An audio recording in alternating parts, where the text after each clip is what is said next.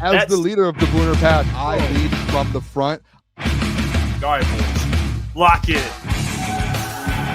It's our core foundation, man. Grit. I'm fired up. I'm fired the up, boys. It's pumping right now. It's got my juices pumping, boys.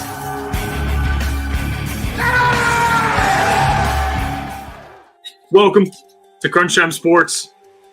I know Booner's going to be joining in a second. All right, he'll be here as well. And we have our watch party tonight. Bears Vikings. So we're going live earlier. We're going live from now to 8 o'clock when the game starts. I was live this morning with Caleb Czarnik. Shout out to Caleb. And we voiced our concerns. We talked a little bit about, how we were feeling the morning removed from the game. And today we're going to kind of go into that more. More stuff has came out. Obviously, Dan Campbell spoken to the media. I have his comments as well. So, yeah, we'll react to all that. Don't worry. There's plenty of stuff we're going to have to get to today. But, like I said, to kind of start off, I hope everyone's doing well. And, yeah, there's going to be a watch party tonight because you guys got to understand from our perspective, our time slot is 8 o'clock. It's Monday Night Football. So our options are either A, go head-to-head with Monday Night Football, which is probably not going to work, or B, watch the game with the people and then go live earlier. So from that standpoint, it's probably smarter just to go live earlier and then just do a watch party because lesson for anyone doing content, you will never beat the NFL. So don't try and compete with them. Does not work. But appreciate you all for tuning in. Hope you guys are doing well. Purple Print start us off. He said, Brad Holmes let the window sail by. We trust the rookies on the O-line and a bunch of bums on the D-line after watching the Eagles win a Super Bowl in the trenches. Fuck Brad and his fat ego. Okay. All right. So we're starting here today. All right. So just want to make sure we're all on the same page. See, you guys are all peaceful in there. Yeah. I mean, it's time to vent. So get those thoughts out. Like I said, I got things I want to get to today. Anzalone had a ridiculous comment, which is I'm going to address. Dan Campbell said some things that I think I want to respond to, just to kind of clarify, get you guys' thoughts on that as well. What a game last night. I think disappointing is an understatement. It's more than that. I think I'm more shocked, not by the loss. It's one thing to lose. It's another thing to lose like that. All right. The way they lost last night or yesterday was embarrassing. It was brutal. It's tough for Lions fans, right? You hear all off season how good the offensive line has looked at times in training camp. You hear about the new coordinators. We get into the Packers and how they haven't looked so great in training camp, which I think we've learned a valuable lesson. The stuff during training camp that gets reported means nothing. It means absolutely nothing. Because the Packers, if you were to go off training camp, were basically a top 5 pick contender. I'm exaggerating, but that's basically what training camp comes down to. It's like, oh, Jordan Love looks bad in training camp. Well, on yesterday, he looked like Aaron Rodgers. So try not to look too much into training camp stuff in the future. It's a lesson that I keep learning every single year, but never really learn at the end of the day. But the loss was disappointing. I think the way they lost when it comes to the trenches was probably the most disappointing because this Lions team with Dan Campbell their identity is in the trenches. They're physical. They went up front, and they got dominated. So sorry. Hopefully the mic sounds better. Sorry about that. Wasn't using the right mic, but yeah, it's how they lost and it's the way they lost. It was brutal. Once Booner's going to join in here in a couple of minutes, and I kind of will dive into more. I have updates here with Terran Arnold, which we saw today. Dan Campbell spoke about it. Lions news: Detroit Lions cornerback Terran Arnold's groin injury is not considered to be serious. Jeremy Fowler put it out, but Dan Campbell said it. Doesn't believe it's serious. This is great news because you're going to need him next week for sure. And I know the easy thing to say would be you don't need him. He stinks. He was getting burned yesterday, but he still is your starting corner. So whether you thought he played well or not is irrelevant. You still need him because if you thought Terran Arnold struggled, what do you think Rock Ya-Sin's going to do if he starts? So you want Terran Arnold to play. So this is good news for the Lions defense that he's not expected to miss long term. Groin injuries are tough, man. They're very tedious. You don't know how bad they'll be, and if it's something that lingers. So it's one of those injuries where it's tough to kind of predict. but at least it is not expected to be serious. So that is good news for Detroit Lions fans. And I also have the PFF grades, which I showed this morning. And I do want to show you guys kind of just give context. Whether you believe in PFF or not, I have week 1 PFF grades, the best and the worst. The best, we'll start off Brian Branch, number 1. Anzalone comes in at 2. What's up? Jeff, can you hear me? Yes. I would like to tell you real quick, these PFF grades are wrong, just so you know. These ones are wrong. That's why I hopped in real quick. So where are the right ones? Those are on PFF, but these got put out before PFF finished their total grading. Because we posted it and I deleted our post because these posts were like they had Penei Sewell as one of the worst. Penei was like the best. See, this is why I don't. Oh, this is why PFF, man. Like, yeah, it was not PFF. It wasn't PFF. PFF. No, I'm saying if PFF was he was one of the best. Sewell was one of the best. Well, I mean, everyone was so bad to where. Yeah, I was gonna say he didn't even. Play I didn't think too. I watched the game back. I mean, I guess we can get into it. How are you doing, by the way? Well, disregard those PFF grades then. Yeah, I deleted our tweet of it because it was just they were just dead wrong. Those were like way off. I don't know where they and they do usually do a great job, Lions fan report, but yeah, those grades were drastically off. Yeah, we are starting early. We're doing a watch party at 8:00, so we'll be live for the Bears Vikings game. So that's why we're live at 6:30. I want to get into Anzalone's comments. I've been meaning to. Can we talk about the game in general? You already got to talk about it this morning. I haven't even commented on the game at all. Are we able to? Yeah, go ahead. I mean, I want to have the conversation with you. Yeah. What do you want to talk about? Like the game? Where do you want to start? Whole game. I just want to get where your head's at. I mean, first off, Jeff, hope you had a great day, bro. Absolutely. Yeah, absolutely. Hope you had an amazing day. Shout out to all the people tuning in right now. No, I guess I want to see where you're at with this thing. I mean, this was like we're 24 hours after. It feels like Lions fans and like the whole world is falling in on this fan base right now. And people who cover the team, it's like just such like a half and half. It's either you're in or you're out. That's how it feels. I don't know if you get the same feeling, but that's how it's felt over the last like 24 hours. But we texted today about like blame for the game and like what honestly I don't even issue care is. I don't even care. Yeah, I mean, I think it's just more like what is it? Diagnosing? Is that the word? Yeah, like diagnosing like what happened and like where did this come from? Because I think you would agree with this. This was the worst football game we've seen out of a Dan Campbell team in like 3 years. And I was like, I don't think that's like a hot take or anything. And I'm not saying that's what this team's going to be like. I think it was kind of a one-off. And I think it was more so like an eye-opening experience, in my opinion, for this Lions roster, like defensively, offensively, coaching staff. Like everyone had to take a look in the mirror last night and be like, okay, if we do that, then we're going to be the most embarrassing franchise going from the last 2 years to this year. So I think that's an issue altogether. I text you, and I won't even go like 1, 2, 3. I just think there's 3 things that I think stand out in this whole loss yesterday. And I think a lot of people are making it too complicated because I see a lot of people who cover the team and a lot of people who are putting stuff out there trying to stand up for this Lions team. And I don't think these guys need to be stood up for. Like, I truly don't. I think there's a lot of people trying to make excuses. Well, it wasn't as bad as this. It wasn't as bad as this. No, like, I think and if you're a Lions fan that's just trying to be like, well, it's week 1, it's not that bad. I think we all can just look in the mirror and be like, that was the worst football game of all time. You got destroyed in the trenches. Offensively, it looked like a dumpster fire. Not one wide receiver felt like it could get open. And I don't think it's the wide receiver's fault. I think it's the scheme, and it's John Morton, and he wasn't able to get guys ready. The offensive line, Tate Ratledge, looked terrible. Graham Glasgow looked bad. Christian Mahogany at times looked bad. Penei Sewell at times looked bad. Like, Taylor Decker at times looked bad. Like, I went back today and rewatched the whole game, all the different angles, all 22, and like watched it. And it was like, this was not and this is where I like kind of lean towards, away from the people where it's like, it's just John Morton. Like, no, part of it was John Morton.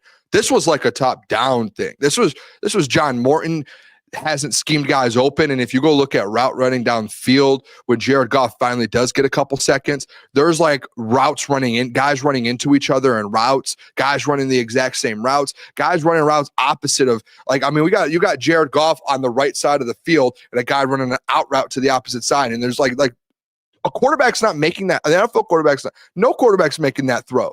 You just have a guy, you're taking a guy out of play. Yeah, maybe that helps, but like, and then you just have guys just running straight, just streaks down, and you have that. It's just like all together, top to bottom. It was just like the offensive line didn't do well. You got no pressure on Jordan Love. Did you? I don't know, Jeff, if you watched, I'm going off right now, I'm sorry, but if you watched like Jordan Love play, Jordan Love just did whatever he wanted. He had all the time in the world. And it wasn't like, hey, they were rushing 3 and getting guys back in coverage so you can guard out in coverage. No, like they were rushing 5 guys. They were rushing. There was times they had, Jeff, I think I sent you a video. There were 6 rushing to the quarterback at one point. 6 guys. And guess what happened? No pressure. And guess what happened? Jordan Love got a pass off in like 3 or 4 seconds. In the NFL, that's nuts. And 6 guys under pressure. And I hope that they watch the film back because there's just times and like you could clearly, Jeff, like clip the Packers defensive line when they rush 3 or 4 and see that they're getting pressure on Jared Goff because they're going balls to the wall to get to the quarterback. And then you go look at the Lions offense or defensive line, and there's guys that are just standing. Like we remember a couple of years ago when guys would just like stand straight up and be like just stand there like this, like waiting. There's just guys doing that. And it's like Aiden Hutchinson's doing it at times. Instead of like, it's like he can't decide whether he's supposed to be back in coverage or he's supposed to be getting to the quarterback or he just wants to kind of hold his ground and not give up his space. But you just have guys like that just like standing around on the defensive line and it's not even trying to create pressure. And it's like you're rushing 6 and you have guys doing that and you can't get like, dude, when I watched it back, I was flabbergasted on some of like the non-pressure, the pressure on offense. Like it was actually shocking that it was like this was a Dan Campbell team because it's so uncharacteristic. And I think a lot of national media might not watch the film back. And I think that's where Dan, and this is where I start to lean towards Dan a little, where there is the hope of these are just things that like this is stuff on our end. Like this one had nothing to do with what the Packers were doing. It literally, if you go back and watch the film, it's literally just like effort and just schematical stuff that it's like, that's just on you guys. That's not on the Packers. You should have beat the Packers. Like you have a better roster than them at the end of the day.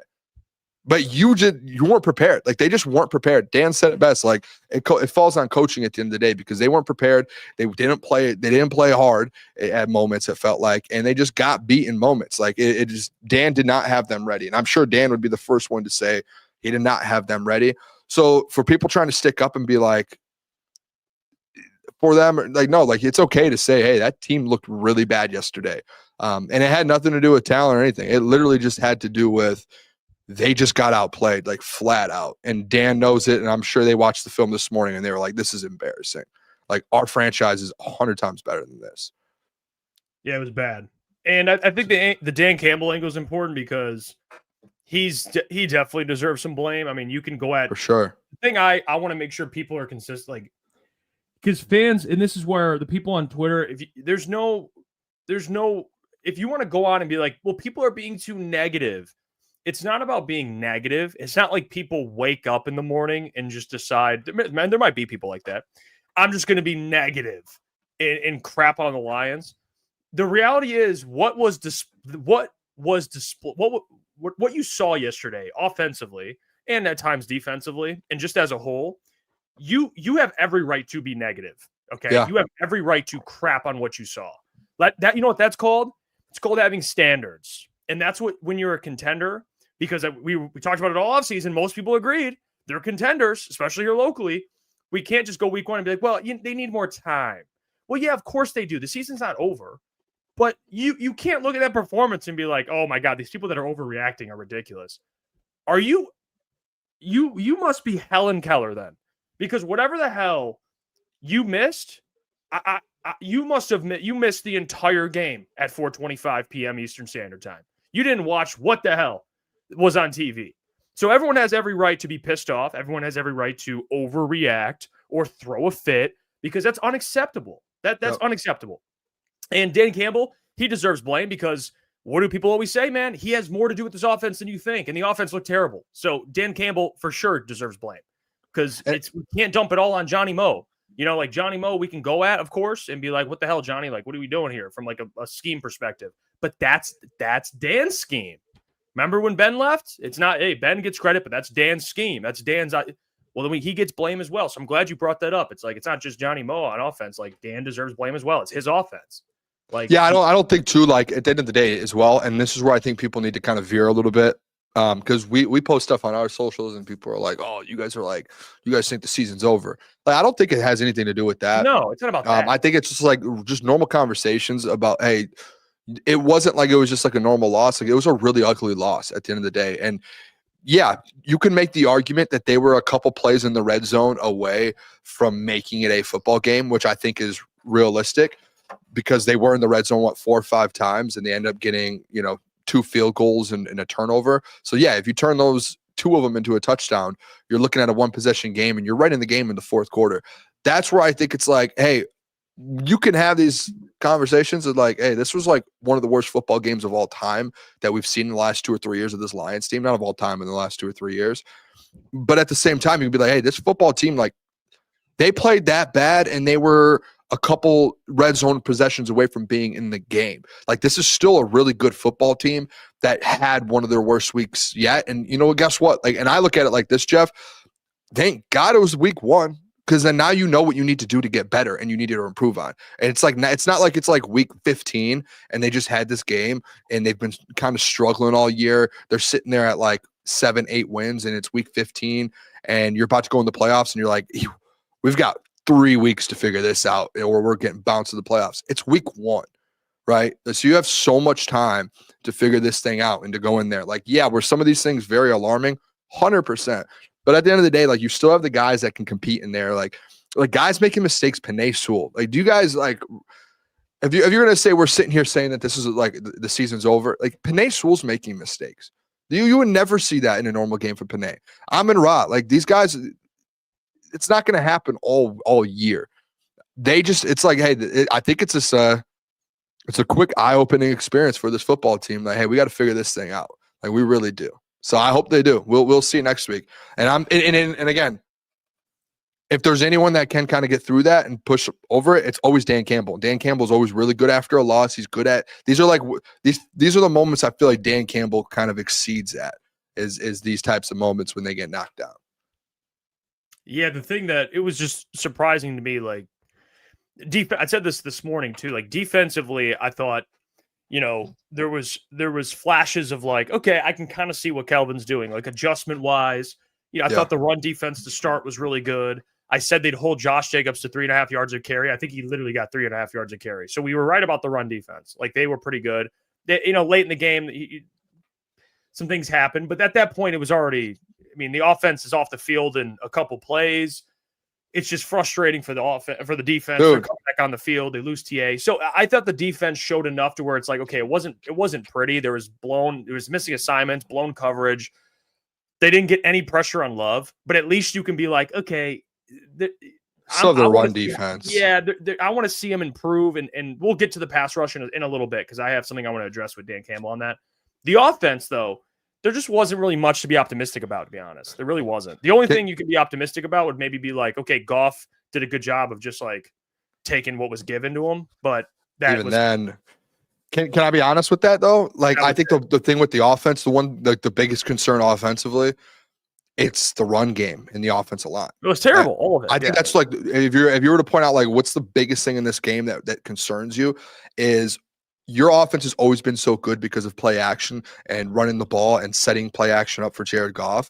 And I don't know, like if you watch back some of those today, Jeff, like the run, like these guys just like missing assignments. And Dan said it today, like there were checks and things in the run game that they were making.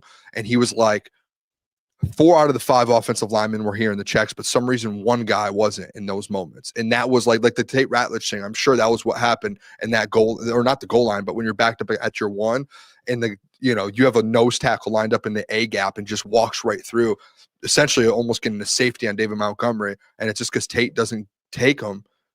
And like, that just feels like those are just moments of miscommunication in your run offense. And then it's like, even if you watch just some of these run plays, they just didn't get anything. Like the offensive line just did not move a soul. That's what it felt like. And the only times you actually got plays, like David Montgomery had a couple good runs, Jameer had a couple.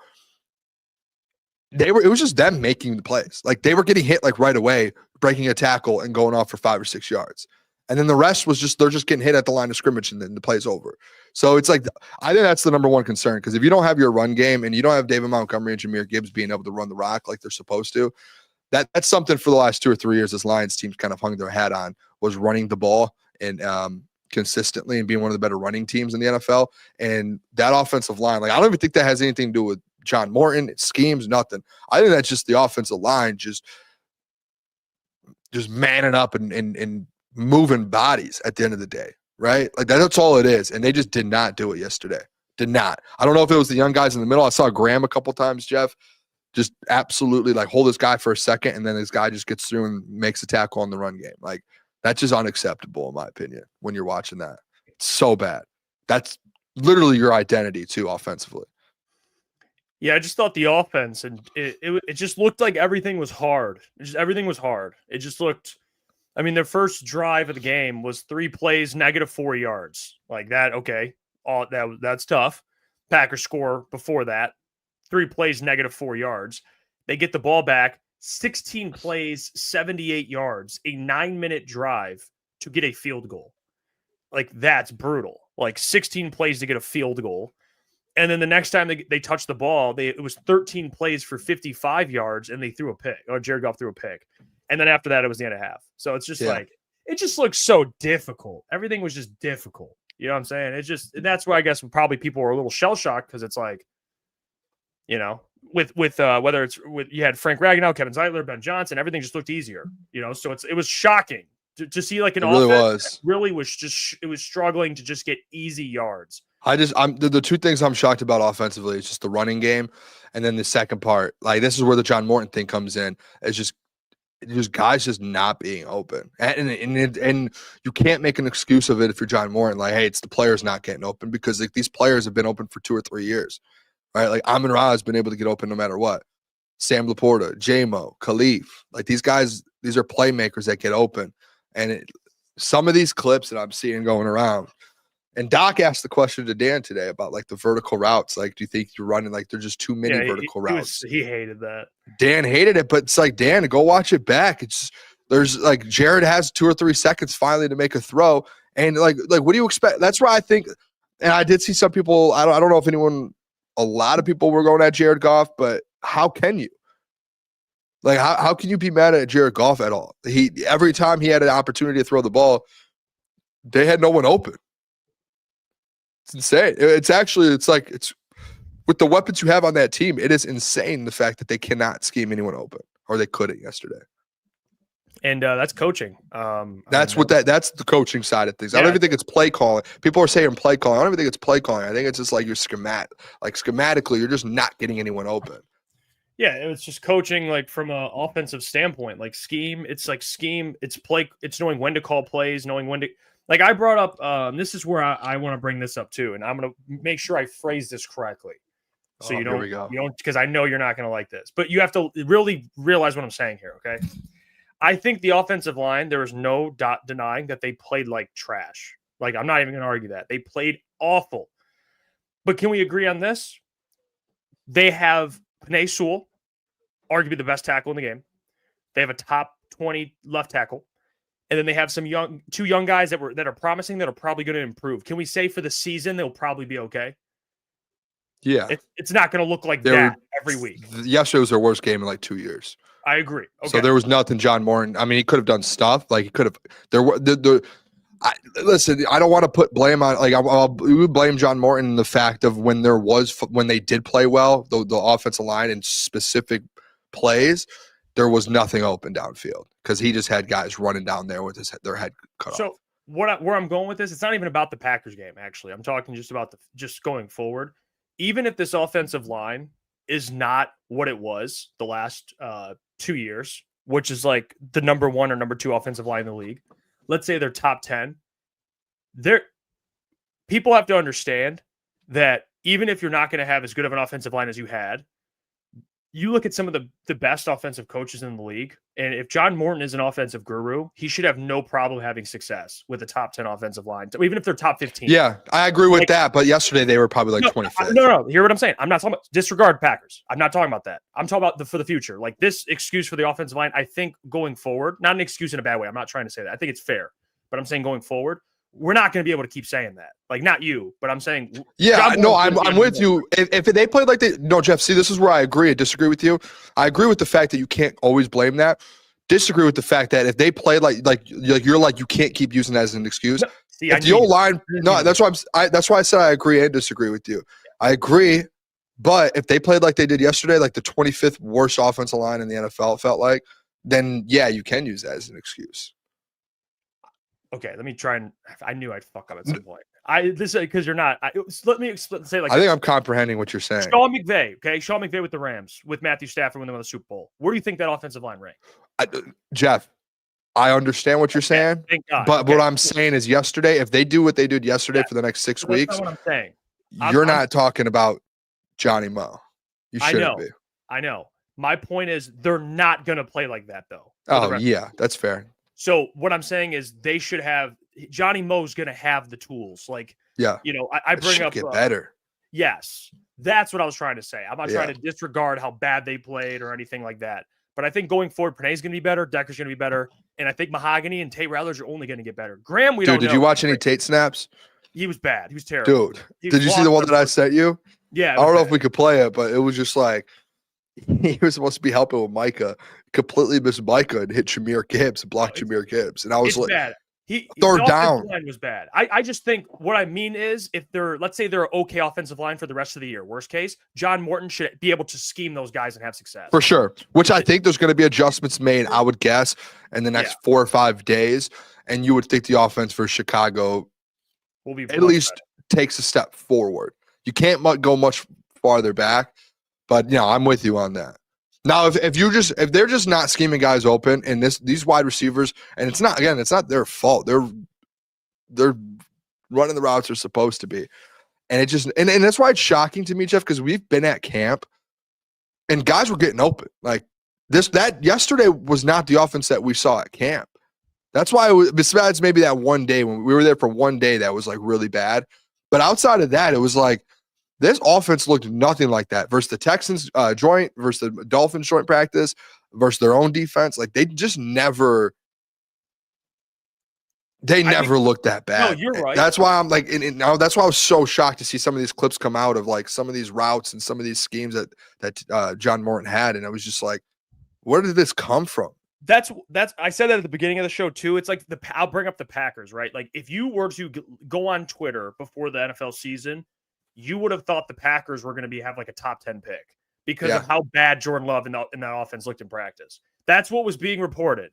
But then you get to week 1 and he looks like Aaron Rodgers. Like, so I learned after yesterday to just men in black, boop, forget everything we saw in training camp because it doesn't even matter at this point, honestly. Yeah, but he was scheming guys open. That's where I'm like, how could you not do that in a game? You scheme guys open in practice. How are you not able to get a guy open in a regular season game? I think it comes down to as well, you kind of know each other, like Kelvin and John know each other in kind of what they want to do.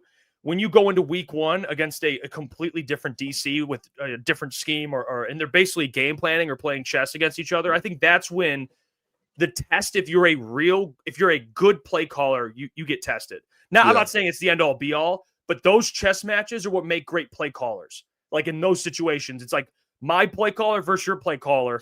How are we going to do this? And I actually, Lukas brought this up on the postgame show. I thought it was a really good point. Ben Johnson, the difference is with him, and I want to see this with Johnny Mo as the season. I want to see this next week with him. And you need a better offensive line, of course. I get that. But what Ben always did is he would attack the defense, keep them on their heels. It felt like the Lions yesterday, whether it was because of the offensive line or not, for whatever reason, they felt like they were just reacting. They weren't like, it didn't seem like they were attacking or being as aggressive as they typically are. And I think that is because Jared was under pressure a ton. The offense, it just looked messy as a whole. But I want to see this more aggressive approach. Like, hey, this is our game plan and we're going to do it no matter what you do because it's going to work and you're going to have to react to what we're doing. It seems like John all offseason has been talking about, hey, it just depends on what the defense is doing. It just depends on what the defense is doing. But then you're just reacting. Like, you know what I'm saying? I'm not saying it's right or wrong. It's just a different approach from what we've seen with Ben. So I'm curious how that kind of works. It's a little different, you know. The one concern I have with that too is just there is a concern of John Morton did say he wanted to keep a similar offense in and he's going to put his own thing in. It did not look like the same offense that we've seen the years past. And I don't know, maybe I'm crazy. No, you're not. It's different. But it looks so much more different than what we're used to seeing. And we thought it was going to be a similar offense. And it might be like different sets and things that they have might be similar, but it just felt so different. Like the fact that they're not at a point with the same exact team, and I know a little bit of revamped O-line, to where they're able to kind of do a little bit of like trick plays. Like today, Dan gets asked about it. Like, hey, when are you guys going to feel comfortable to be able to throw different wrenches into this offense? And he's like, I don't know. Like that is where it's like, I felt like this was supposed to be a similar offense to where it wouldn't take you guys as long to do that. And it's like, it feels like there was like a reset on this offense, which should not have happened. And maybe it's not. Maybe it was just the play calling and it was the offensive line and everything was getting blown up. So we weren't able actually to get like a really good look at it. So I don't know. Yeah, I want to play this Anzalone clip. Have you seen this? Yeah, it is interesting.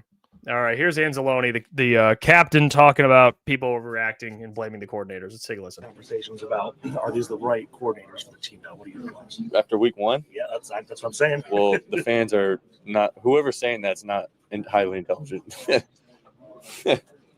I mean, given how you guys did in practice defensively and everything, was it, I guess, surprising that, the way they started off and they were able to. I mean, they started off hot and they had some, their first 15 plays were good scheme plays, and we weathered the storm defensively. Obviously, we gave up that first long drive, but at the same time, you got to take the good and learn from the mistakes that happen. But this isn't a situation where anyone's panicking or whatnot. Just we're on the road. We got our ass beat, and we got to move on. There's going to be some conversations about.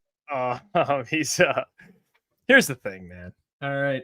I think there are, like we said at the beginning of the show, if you think the season's over, that's not a highly intelligent take. All right. Because it is one game. But I think it's not highly intelligent to look at that yesterday and dismiss it. So if we want to play the highly intelligent game, you can't dismiss what you saw yesterday, Enzo. And I know he's not gonna. There's no way that they're gonna go into practice and Dan's gonna be like, we'll be good, boys. We'll be good. No worry at all. Like, no, of course, everyone there, he's gonna be like, this is unacceptable. Like, that was a terrible display of Lions football. So I think that's actually insulting to people to say, like, if you're overreacting or think that you're not happy with what you saw offensively. I think defense is a little too much. I thought defense was a little too much. But to say that people are overreacting, and if people are overreacting, quote unquote, they're not highly intelligent, I think that's ridiculous. That's not what he said, though. He said people going about the coordinators should be gone. He said that's why people are. So no, I agree with Anso 100%. Yeah, no. That was the question that was asked. At hand. I'm with Alex Anzalone 100%. You're an idiot if you think that coordinators should be let go. He said they were referring to the coordinators. Yeah, they said people are going at the coordinators and saying the coordinators should be gone already and questioning the coordinators already. Questioning. Absolutely not. Play the video again. Play the video again. Absolutely. Because I'm with Anzo. When I saw it at first, I was like, yeah, fine. So we're supposed to be okay with what we saw from the coordinators? No, not what you saw, but with the coordinators, yeah, you can question them a little bit, but you don't need to like they're going to be fine. It's week one. You're not going to sit there and be like, these guys suck. It literally says, Anzalone says, fans questioning the Lions' new coordinators are not highly intelligent. So you see what I'm saying? Like, now you got to walk that back. Yes. I don't know, man. I still am with Anzo a little bit. You just contradicted that 15 minutes ago. We just went at John Morton and questioned him. I disagree. Play the clip again. Go ahead. Play the clip again. Play the clip. I think he's talking about fans that think they should be fired. That was where I think the context came.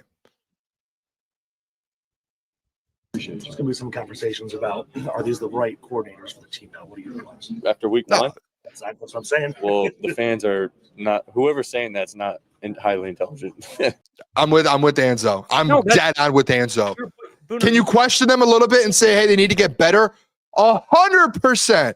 But like in question of the coordinators, me and you even agreed going into this week, we can't really figure that out until weeks 5 or 6 and give them a couple weeks to kind of get this thing going. And then you can really start doing it. What are you talking about week 1 in question with the coordinators? That's the dumbest thing ever in week 1. Yeah, did they look good? No, it didn't. Were there mistakes? Yes. Give the guys a couple weeks to figure this out. And if it can't, if you're one of those guys that just right away are like, this guy sucks, get him out of here. He's the next, I don't know, the worst OC that we've ever had. Okay, then fine. Like you shouldn't be able to talk football at that point. I'll pull a Ryan Clark on everyone. That's ridiculous. But you shouldn't be like being like, this guy should be out, questioning everything he does. Like, yes, was there issues? 100%. Does John Morton need to fix it? 100%. But you can't start having those like questioning conversations of if he should be your OC or if Shep should be your DC until at least weeks 4, 5, 6, and you get a sample size. I'm with Anzo on this one, 100%. I agree with you at the point of, hey, there are things that John Morton needs to get better at because that was a horrible week 1. But to start questioning and saying, hey, is he a good OC for you in week 1? Stupid, straight up dumb.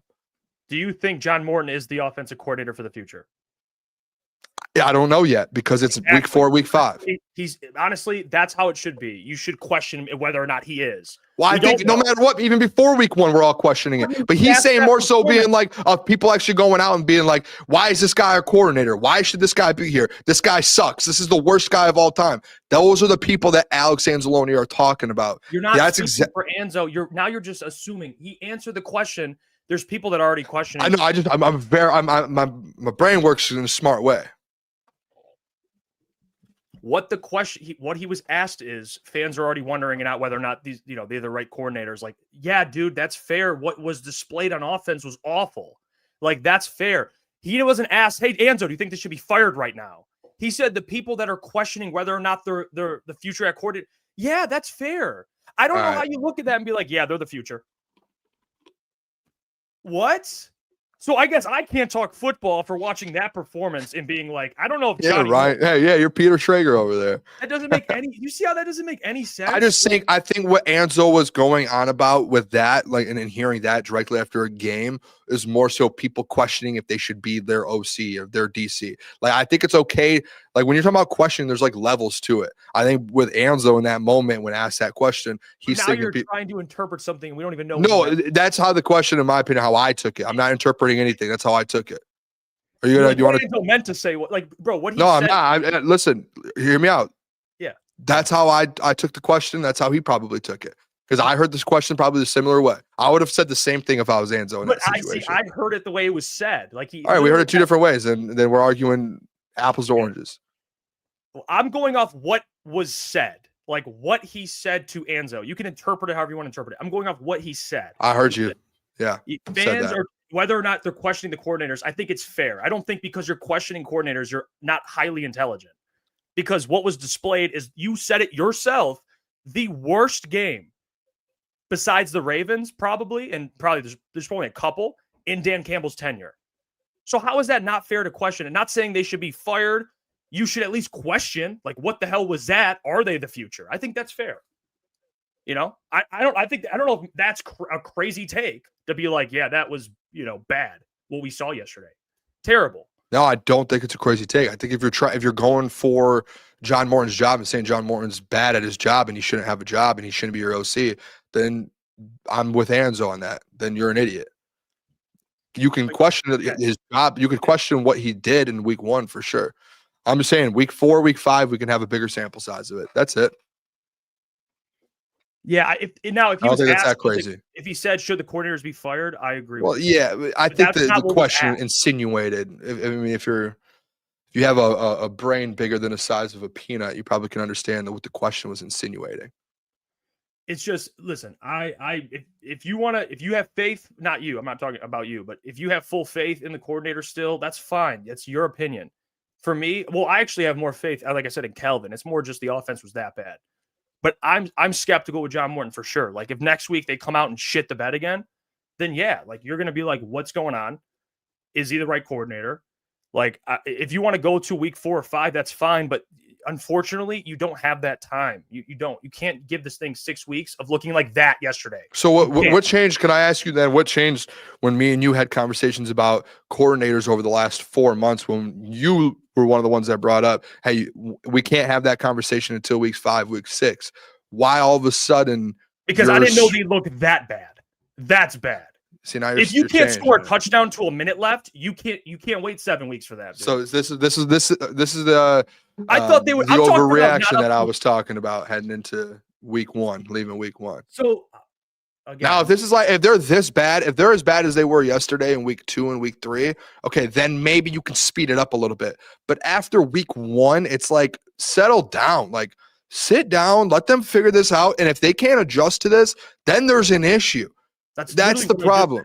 If they look like that next week and the following week, Booner, I can't be like, well, you got to give it 4 more weeks. Like, no, that is a different. I'm talking. What I meant when I said that in the offseason was it's not going to be up to Ben Johnson par, but still good.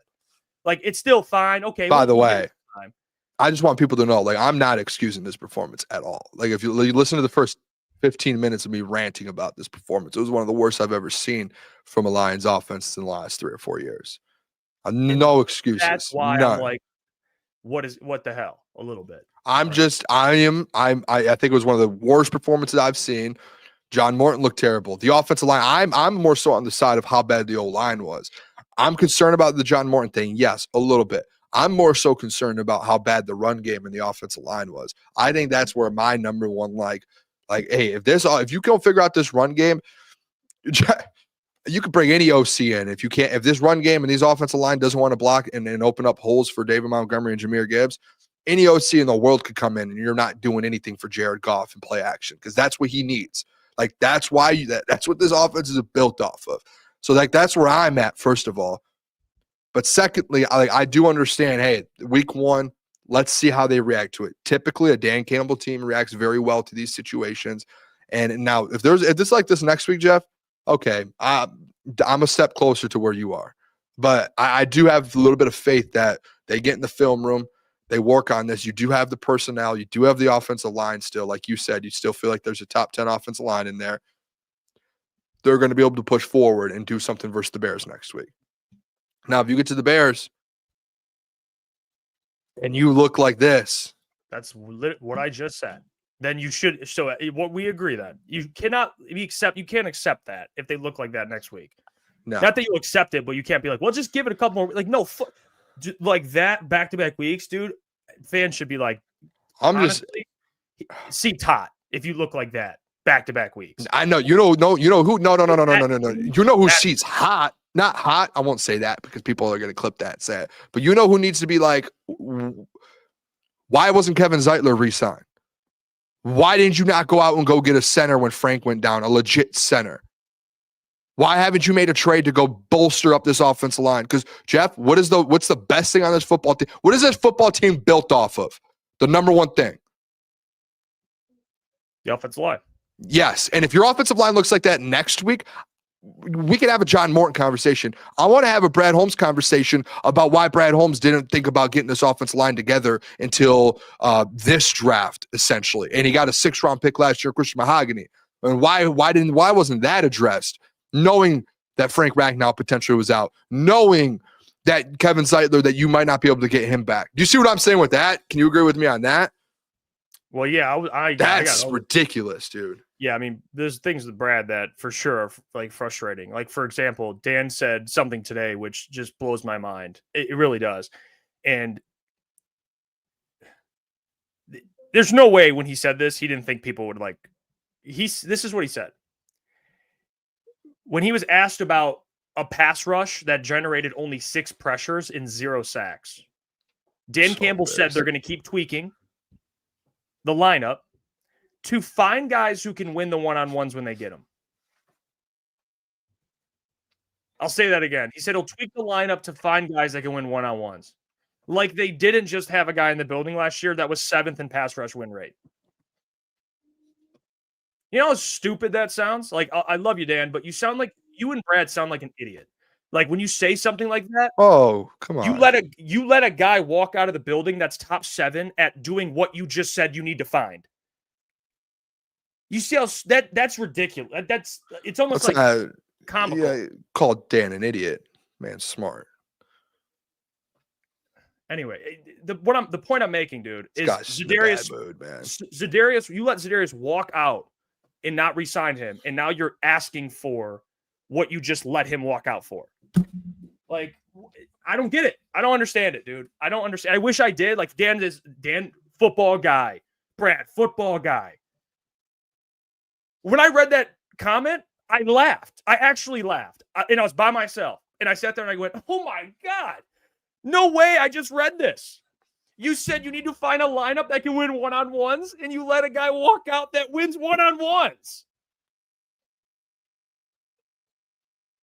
And you have the audacity to talk 97.1 Jim Costa and John Jansen and say, we're good. No, you're not good. You're actually fucked if you can't win on one-on-ones. You're fucked royally. So, love you, Dan, but you better figure out the defensive line, because if Aiden Hutchinson doesn't put on his Superman cape, you are boned. Absolutely boned. And he didn't look like Superman against the Packers, all right? And he's going to get better. But that's unacceptable, man. Like, that's malfeasance from Dan Campbell to walk into that out there and say that. Knowing what he just said a week ago. We're good. We got Davenport, we got AQM, we're good. And now he's like, well, we do got to find a lineup that can win one-on-ones. What are we doing, Dan? Come on. They got to figure this thing out, man. Because guess what? No help's coming. There ain't no one out there worth a damn. Unless you get Jadeveon Clowney, but he's basically a corpse at this point. So I don't know who's out there. Zadarius was the best by far. So they are screwed. If they can't figure out that defense. Yeah. Because Aiden, it's the same thing as last year, man. Like I don't get it. I don't know. I'm interested. I would love to have been in some of those meetings, like with Dan and Brad, to see if like maybe Dan was asking for more bodies in that room, like if he wanted Zadarius and Brad just didn't get it done.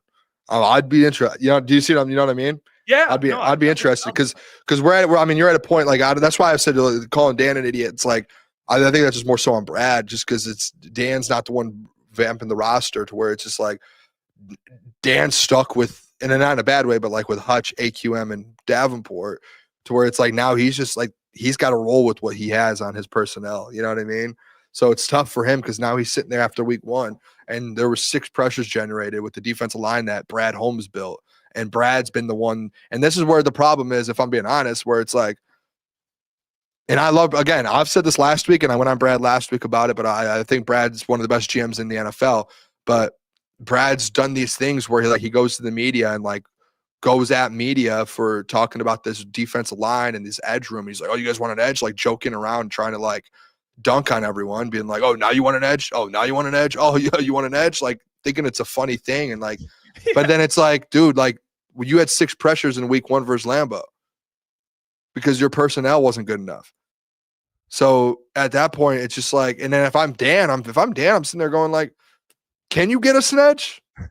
Like, I don't know. I don't know what those meetings look like. So I can't blame Dan because Dan's probably like for all we know, Dan might just be as frustrated as us being like, why do we have 6 pressures defensively on Jordan Love? And it's not even one of the best offensive lines in the NFL. It's just an average offensive line. Yeah, no, yeah. So it's like how can they get a million pressures and we get 6? It's like it makes no sense. It honestly, it does not. It makes no sense. And when you go back and watch some of the film in the All-22, man, it was just like it was actually just eye-opening. Where it's like Shep's like scheming things up, getting 6. Dude, they sent. There was a point, Jeff. They sent like Tyleek, Hutch, Davenport, Jack Campbell, Alex Anzalone, and Derek Barnes. No pressure. No pressure. And I'm just sitting there going like, I rewound it like 6 times. Like, there's no way not one guy could get Jordan Love to just like tuck and run or second guess his throw or anything. Nothing. Just gets an easy pass off. 6 guys going at him. Nothing. Dude, he was back there with a lawn chair. Nothing, dude. And that's you have the Packers rushing 3 at times, getting home. Yeah, which that was a whole nother thing, which that's bad. Yeah, they were getting home. I'm not saying. How are they doing it? And what I mean by the Lions are screwed. They're screwed if the pass rush looks like that. They can't. That's unacceptable. Great. Hutch is going to be better. He's the only one I believe. He's the only one I'm not even worried about. Like Hutch is like Hutch. He's going to be fine. I'm not worried about him.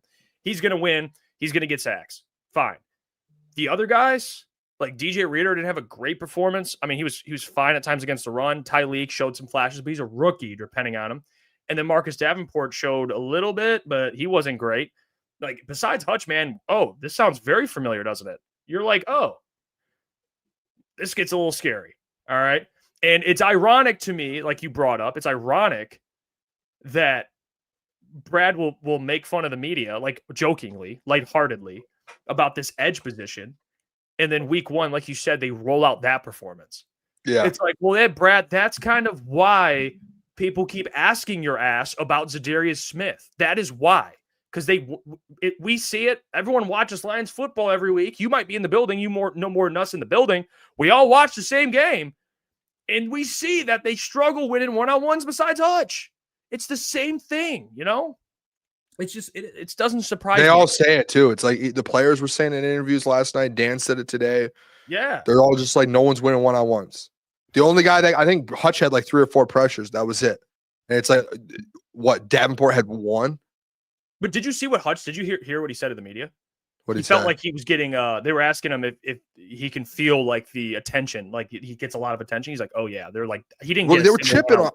They were chipping on him every single time. Like every time there was someone else extra over there. Chipping him. He said, I think he mentioned he only got like one-on-one the entire game, which by the way, does not surprise me. That's going to happen. The problem is when that happens, someone else has to do something, you know, like not consistently, but at least show something. And the problem is they don't have anyone that can do it. And you know, it's a problem too, because Dan literally today addresses it. And he literally is like, we're not winning our one-on-ones defensively on the defensive line. That's the problem. So it's not like we're saying something like if someone disagrees with us. No, Dan said this is something Dan Campbell brought up today. Just said it. Like Dan Campbell is someone that's like, yeah, we're not winning our one-on-ones on the D line. So that's a problem. That really is. And it's week 1 and you're sitting there going, you're supposed to be a Super Bowl contender. And you're like, hey, yeah, guys on our D line just aren't winning their one-on-ones. Yeah. We're talking about the trenches, man. Like that's how you win Super Bowls. Do you think the Eagles have issues of guys winning one-on-ones? No way. Rashawn Gary yesterday wasn't I mean, that man was winning one-on-ones. When Micah had a one-on-one, when Tate would mess up, he would win one versus Panay. Guys, you make plays or you don't. And if you don't, like they need to get people in here who can. You know what I wanted to bring up too, just on the offensive line, because you were talking about it earlier. It's something I thought about today. If they traded away Kenny Clark, right? And we don't know who. All due respect, Packers fans probably know this more. I don't know anybody starting on the interior of that defensive line. Don't know. Devontae Wyatt. I guess he's like a. He had a decent game yesterday. He played inside. He plays inside, outside. But I'm talking like nose tackle, run big stopper. Fella. Yeah, fair enough. Graham, you would have thought the guy played against Chris Jones yesterday. I mean, he didn't know what was going on. So it makes me think like Tate too. Tate looked like he was seeing ghost out there, man. So it's like, I'm thinking, you guys better get your shit together because you're gonna face Jalen Carter. You're gonna face Braden Fisk on the Rams. You're gonna face give me another team, 49ers. Chris Jones. Chris Jones. If you literally, you're gonna be. Chris Jones. Of course, they get the Chiefs. Yeah, you're gonna face tougher defense. Vita Vea. We thought the interior. It's like, well, it's a weakness, but the Packers don't have a strength. Yeah. They got thrown around. It's like, okay, and you expect to go face these other teams that have really good defensive tackles and survive. It's like they got to get that shit. They got to get that shit together, man. I'm telling you. Ravens have Matabuke. That's a really good one too. Yeah. Yeah, Matabuke. Dude, Vita Vea versus the Bucks. I mean, we can just keep going down the line, man. Vita Vea. That's the other one I was thinking of too. There's so many. I mean, let's just look at the Ravens, Matabuke. I mean, the Browns have a good D line. The Bengals, Trey Hendrickson. I don't know who they're interior. I don't really know either. They have your Michigan guy. What's his name? Who? I don't know who they have. Klotz loved him. Someone in the chat. Matt would know. What was it? I mean, I'm thinking Klotz loved him, Kenneth Grant, but he's in Miami. Mason Graham for the Browns. That's a good one. Mason Graham for the Browns. Who do the Bengals have? They have this other Michigan defensive tackle. I can look it up real quick. But they have some guys. Yeah. Now I'm interested now. What's his name? They have BJ Hill in the middle. Chris Jenkins, Michigan guy. Chris Jenkins. Yeah. Chris Jenkins.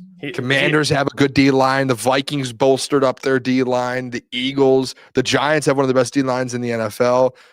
Packers again. Cowboys are the Cowboys. Rams, Steelers D line. I mean, you're going up against Cam Hayward and TJ Watt and Alex Highsmith. I mean, every single game you have, it's either a great quarterback or a great You D mentioned line. the Giants already? Yeah, the Giants have one of the best. Yeah, the Steelers. So yeah, So- no, you're in for a rude awakening. If that's It's good- why, well, it's good dude, for them. They'll get tested. I mean, it's if this keeps happening, Jeff, like what happened yesterday, yes, coordinator's problem. I'm really gonna have to be like with Brad Holmes. The fact that we just did not figure out this offensive line and defensive line in the last year. That's that you just did you okay, you drafted guys, Tate and Christian and Tyleek, just a little too late. Because you need more. You can't have young guys there in a Super Bowl window. Yeah, Brad, I'm going to say he's not absolved either. Like, again, most people would say, Booter, you can't say that. You can't say that because just by you even critiquing him, you want him fired, apparently. I think he's a top 6 GM in the NFL. Yeah, but which is ridiculous, by the way. Yeah, it's like two things can be true, guys. You can criticize someone and still love them. You can still believe they're the best person for the job. It's like, have you ever been chewed out by by someone before, and they're like, "Hey, be better," and you're like, "Oh yeah, okay." That's kind of what it is. It's like, Brad, he makes mistakes. He's still great. You still don't want him to go anywhere. You still want him leading the Lions. Like, chill the hell out. Jeez. Same thing with the Lions. Like, anything you bring up with the Lions, everyone thinks it's like the world's ending. It's like you can't have an opinion. So yeah, I agree with you with Brad. It's like Brad's great talent evaluator. He makes smart moves in free agency. The thing is, though, with him, I don't know if it's some contract extensions a little questionable, which we've already kind of talked about a little bit. Some we might disagree with, even though I understand the intent of paying guys early, completely do. And the other thing is not finding an answer on the other side of Hutch. And the only guy you depend on and brought back for a second year is a guy that can't stay healthy. And actually the complete opposite of dependable. And to be honest with you, he's not, in my opinion, he's not so good of a player to where you're willing to take that risk consistently. You're like, this guy's so good when he's healthy, I just will keep taking a risk. Like Davenport is like, he's fine, but Yeah. it's not like the guy is just like this elite player that just can't stay healthy. It's like, well, I get it. It's like, no, he's fine. He was healthy yesterday. How do you look? Not good. I don't know. So Brad's not absolved either. He's got to figure that thing out, man. He fumbled bad. We said it verbatim. One of his bigger fumbles is not bringing back Zadarius Smith. And that was the case. So that was the case. Just is what it is. That was one of the biggest mistakes he's had, I think. Common Sense says, what do you think about Miles Frazier? I mean, he's a Brad Holmes draft pick, so he'll be around for a few years. Give him a shot. I don't even know if he's healthy yet. But no, he's not going to get a shot back. over. He's not going to get a shot over Mahogany or Tate. I don't believe it. So unless there's an injury. But unless Tate, for whatever reason, has to slide to center, which I don't want that after seeing yesterday. Can you imagine him playing center, dude? He was lost at guard. Dude, I listen. Like if he was playing center, Tate said it after. He said it after the game too. He was just like, after he essentially was just basically. He was like, I missed so many. He was like, I missed assignments. Like it is what it was. Like he knew it. And when you watch it back, you're just like, there was just times where Tate's just running around. You're like literally the play that just keeps popping in my head is the third down on the first possession where they have to check down to Jameer. And it's just Micah versus Panay, and it's supposed to be Tate. Tate has no one else to block. And he was supposed to be helping with Micah. And he just completely misses Micah Parsons. Micah gets right to Jared Goff. And he almost takes Jahmyr Gibbs out, and Jahmyr Gibbs is trying to get the rock too. It was just like, whoa, like he was just so lost out there. And that was the case pretty consistently. Like, yeah.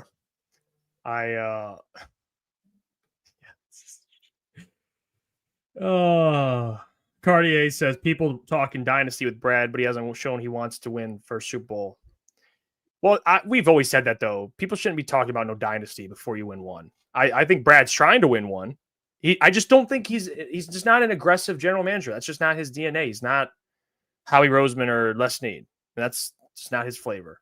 And the only tough thing about that is both those guys have Super Bowls. So, it's a little tough that he's not more like them, but he does it in his own way. He builds through the draft, and he's done a really good job of that. But the thing I look at with Brad is being too passive, man. Sometimes you blink and you miss your opportunity, your best opportunity. Like, that's what I worry about. If I'm being fully transparent with you, Boone, it's not about the roster he's built. He's done a really good job. What I worry about is, I think, in my opinion, the Lions' best opportunity to win a Super Bowl is with all these players on rookie deals that they can't have. Once guys start getting paid and you have to start making decisions, the chances of winning decrease, because we don't have, unless you find another Brian Branch or another Laporta or whatever, we'll keep going. But the best window to win is with all of these guys together. So that's why, like, the Za'Darius move frustrates me, or the NFC Championship game falling short frustrates me, because it's like, man, dude, like, that you just don't know. And it's a conversation we had. It's like, you don't know if you'll get another shot. And then things like last year happened where the whole team gets injured. And you're like, oh my gosh. It's like, you just don't get too many, lucky breaks. Yep. And time is running out on that. Like, I'm not saying the window's over, they'll never win, but the best opportunity to win, that is running out, unless they find replacements that have just as good players, if not better. But these guys are all really good players. He's drafted so many good players. That's why it's tough. It's just, you have to maintain, like, it's hard to win a Super Bowl in the NFL as a coach, GM, everything. And as a GM, it's once you get to a certain point, you got to know when it's time to kind of crank that thing up. And it's like, you still have to be, it's like Howie Roseman, man. Like, Howie drafts at such an elite level, but like, he's also always adding through the, trades, through free agency. And he's always adding the right pieces at the right time to where they're always relevant. And you saw, like, with Za'Darius Smith, like, they lose. Who was it that they lost? To the Cardinals. Why am I drawing a blank? Who lost? Say it again. The Eagles. The Eagles lost Josh Sweat. Josh Sweat to the Arizona Cardinals. And guess what? Like, Za'Darius is in there now. They also bring, I believe they got Azeez Ojulari. Like, they just went, getting just talent, keep bringing guys in and figuring that thing out. And it feels like that's something to where we're a very in-house team, which could be good because you do have good talent. But you see, like, they're going to be fine for the next few years, but it's just interesting. Like, the interior right now of your offensive line is, a 6th-round pick and a 3rd-round pick rookie. And then you have Graham, who's, a very older veteran who isn't his original position isn't center. So it's like, you have kind of just like a thrown together interior offensive line when that is supposed to be your bread and butter of your football team. That's the frustrating part. And I hope these guys figure it out. I'm sure they will. I am sure Hank Fraley will have this offensive line figured out. Well, you see what Caleb just put out on I did, yeah. It's tough. They're not even second anymore to win the division. I mean, the Bears are close to them now. They're closer to the Bears than they are to win the division. I mean, if you want to get value, I would get it now. They're only 0-1. Yeah, I was gonna say. You might like go. If this is a perfect time to go, bro. This is the perfect time to get the Detroit Lions to win the division. I still think they're going to win the division. Like, I'm not like off of that. It was just like that. I don't think it's fair to be off. They still have the best roster. Yeah, they still have the best roster in the division. Yeah, is it harder because you lost to a divisional opponent to open, and it's the one that's also a favorite right now? Yeah, 17 weeks, man. You have 17 games. Well. Plus 400, I don't think I've ever. It's crazy now what the Lions are at, where you're shocked to see that. Like, that's shocking. Plus 400. I mean, I get they look terrible, but like, for value, I like that. Huh? After only 1 week, come on. Plus 400. I think they should be like plus 200. Yeah, like, they should just be right behind the Packers. So the fact that they're behind the Vikings and their own. I mean, dude, they're they're closer to the Bears than they are to winning the division. Imagine the Vikings look like shit tonight. That's good. The Lions will go up. No, they won't. The Vikings will. They'll win this game tonight. I'm just saying. Imagine they look like shit. Yeah, I know what you're saying. Don't worry. I know what your narrative you're trying to write there. You've been trying to write that narrative for too long. Yeah, yeah. You see, the Bears were without some starters too, I guess. So are the Vikings. Yeah, they both are. No Jalen Johnson, no Tremaine Edmonds, and I forget someone else. Do you have a parlay for the game? I sent you 2 of them. My I man. don't know which one you want. Oh, I'm trying to figure out if anyone too. If you're watching tonight's Bears Vikings game and you've followed a little bit, I'll drop your who you think is going to score a touchdown tonight. I'm in the middle of a couple guys, and I want to find some value in a touchdown scorer. I just don't know who to go. I'm going to be honest. I almost want to go Aaron Jones. I'm terrified of touching touchdown scores. I don't even know what to do with this. Well, on FanDuel, they have like a thing to where you can, and then if they score the first or last, you split like $2 million or something. I don't know. But I think I might do Aaron Jones. I think Aaron Jones gets in today. ETN says go Jettas. You see, that's just too easy, though, to me. I kind of want to work for one. You know what I mean? Like Jalen Naylor type deal or like an Adam Thielen. Like I want one of those. Oh, you want something, or like you got to be something gritty. Like a Colston Loveland, his line is like 20. Yeah, I know. I took him in one of the parlays. I lowered it. He's smoking. So if anyone has a touchdown score, AG's Burner said Jordan Mason. See, I think Aaron Jones gets one before Jordan Mason. Does Adam Thielen get in?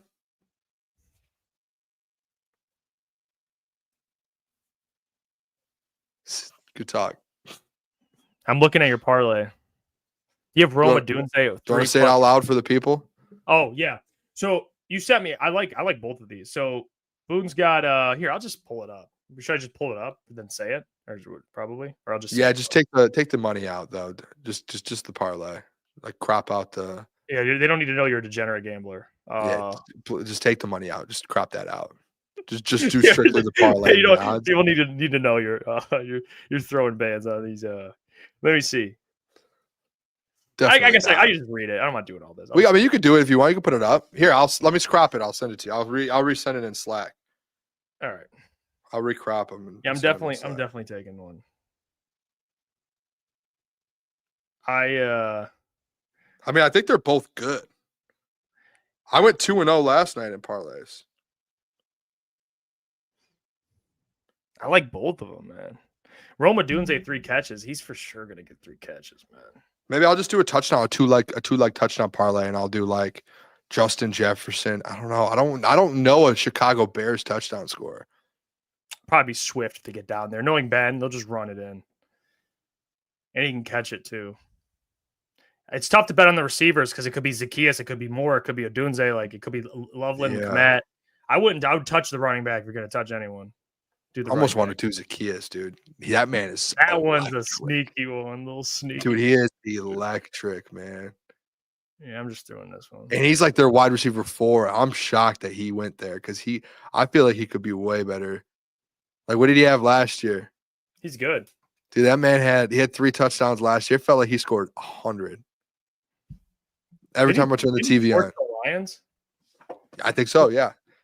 And then in the playoffs, he had a bunch of touchdowns in the playoffs too. He had 500 yards for the Commanders. Yeah, he's always been. I like Zacchaeus, man. He's always been pretty good. Yeah,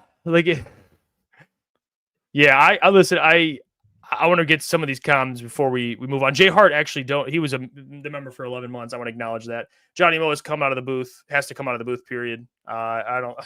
Honestly, I don't care about the booth thing. I think that's just such a. To me, that's more preference. Like it's. Yeah. If you want him, if he wants to be more with golf, more people do that. I get that, but I don't think that's why they struggled. I mean, they still talk every single time. That's not why they stink. I think the booth thing is just so stupid. Shout out Jay Hart, though. That's Klotz forming that narrative. Did you see also Dan said people wanted me to fire Ben Johnson too? Yeah, that was weird because I don't think so. Maybe people did. I don't know. Like I don't understand. Maybe he did. Maybe people did. I don't know. I'll just pull it up because I want to. To be fair, people. I mean, people wanted Dan fired after going 1-6. That's what I remember. I remember people wanted Dan fired and they wanted Ben to be the head coach. Dan probably just took that as they want everyone fired, if we're being honest.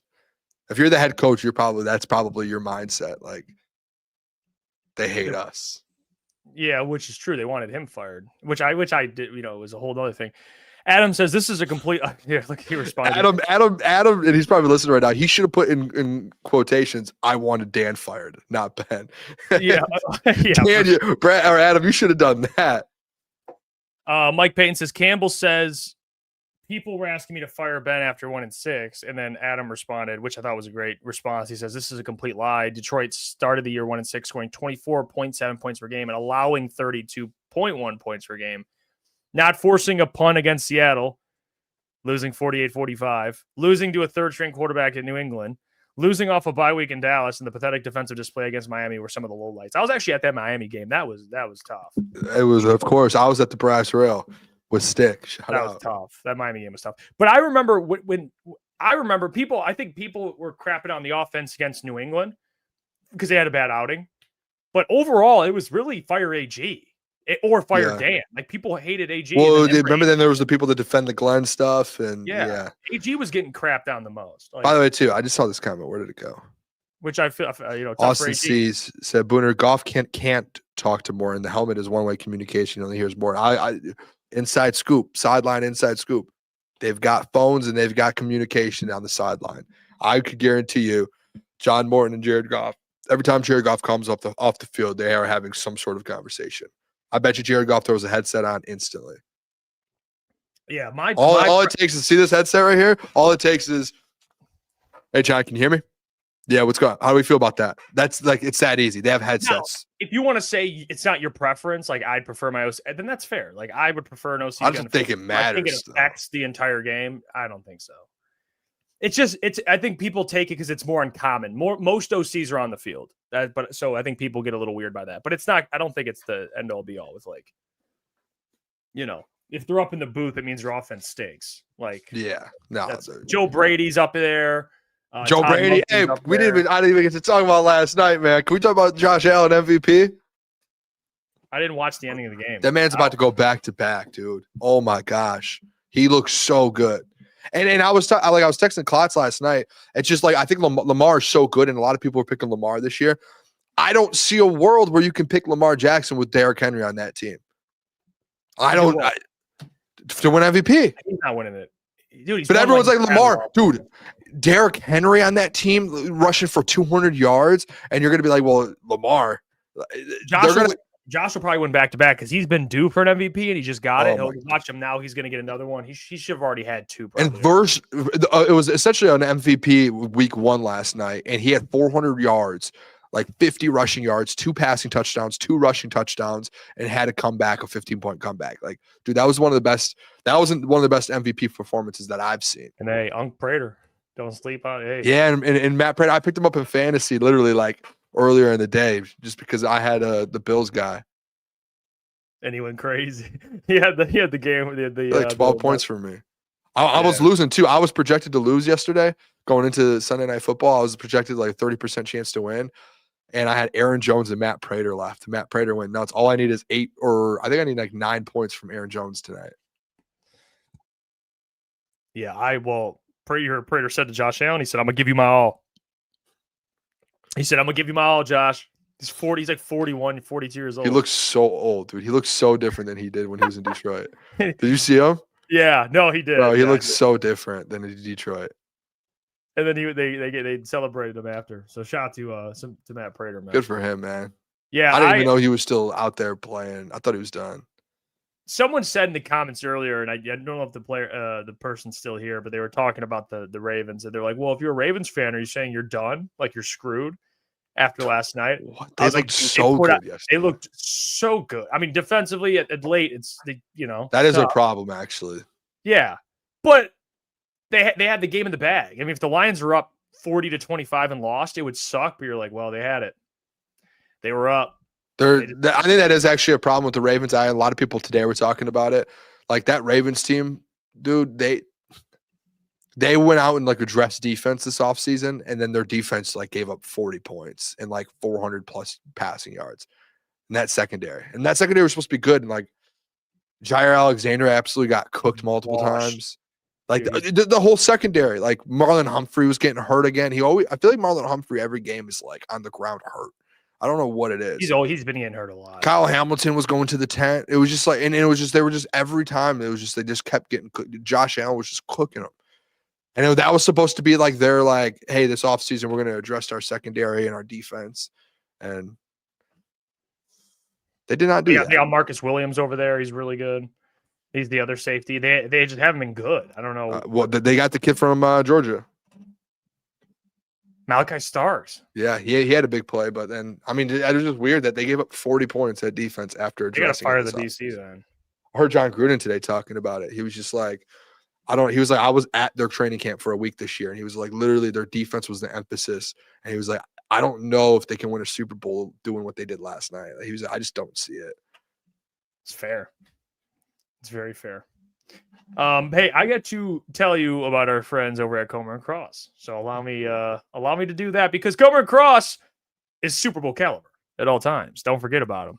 And if you call the number 248-834-3488, they can make sure you win because you're tired and sick of staring at your crack-stained garage floor or even worse, your patio, your pool deck, basement, even driveways. They can take care of all of that. They transform it all, and they move the stuff out for you. So why put off getting a new Comer and Cross concrete floor with 12 months same as cash or $500 off? All you got to do is call 248-834-3488, 248-834-3488, or you can book your free estimate at comercross.com. Tell them your friends over at Crunch Time Sports sent you. Now, we can get back to the show. And we got about 12 minutes left. Hey, breaking news, by the way. What's up? The Eagles just traded for Tank Bigsby. That's like the Kenneth Gainwell is out there. Yeah, but Tank's good. That's great backup for Saquon. Chill the hell out. Dude, that's such a good backup for Saquon. Tank last year, I think, had like almost 800 yards. They were saying that there was a chance, and obviously Travis Etienne went off yesterday, so obviously they feel comfortable with him. But people were saying like Tank was going to get a big share of the carries this year, and they liked Tank. He had 766 yards and 7 touchdowns last season for the Jags. I think they have AJ Dillon too. That's a great. And good for if you drafted Travis Etienne in fantasy, good for you, man. I don't know what it's crazy. I don't know. They just won't like chill out. Can someone help me out with a touchdown score for tonight too? I hate these decisions, man. Can the Eagles just chill out, man? That's ridiculous. Someone just posted Kyle Monengai to score a touchdown. That's the running RB2 in Chicago. Plus 500.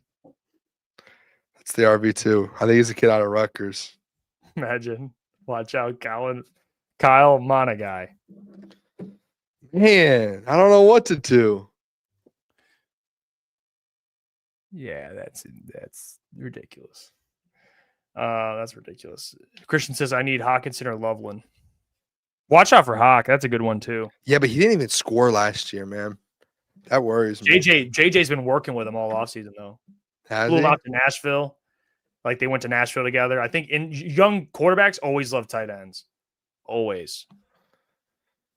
Because they're like safety blankets. Hawk, dude? I would rather go him over JJ. But then they don't have Jalen Johnson. So it's like, might mess around and I should do like a defensive score.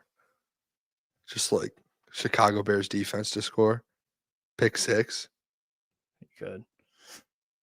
Hey, before we end this stream, I'm gonna grab food before we start this next stream. I got to tell you about our friends over at Sleeper. All right, because it is also a proud sponsor of the show. Which, by the way, when we do end the show after, you'll be redirected. There'll be a link to go to our watch party. Come watch the game with us, as you should. But allow me to tell you about a sponsor in which we are very proud to have, and a sponsor that we love, and that is our friends over at Sleeper. in Sleeper Fantasy, Sleeper Picks, and you guys should be not only playing Sleeper Fantasy, but participating in Sleeper Picks, because Sleeper Picks is a real money product that connects friends over picks. All you have to do is choose 2 to 8 of your favorite players from pregame, live, or even across different sports. All you got to do is pick more or less than the predicted stats on Sleeper. I picked mine today, and I think my picks are amazing. I think I have over 0.5 touchdowns for Aaron Jones, more on TJ Hawkinson's yards, more on Colston Loveland's yards, and more on Caleb Williams' passing yards. So go over there, hit more or less, participate, and join the community because it's great. And remember to always gamble responsibly. Share with your friends, get rewarded together, because on Sleeper, you can get up to 1,000x payouts. All right, let's get back to the show because we are going to get out of here so we can get ready for the watch party, which you guys should go hang out and tune in and come chill with us. If you're betting, I'm going TJ Hawkinson, by the way. If you're just watching, a great bet. I'm going to do TJ Hawk, and then I'm going to do DeAndre Swift and Aaron Jones parlayed together. Oh, I'm going to do the running backs parlayed, and then I'm going to do Hawk on its own. Those are my touchdown scores for the day. I just locked it in. I'm locked in. Swift, right. Jones, plus 444. There you go. TJ Hawkinson, plus 250. Someone just said tank for Lenore Sellers. Okay, we'll get out of here.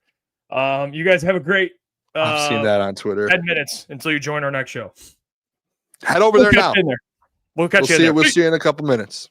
Love you guys.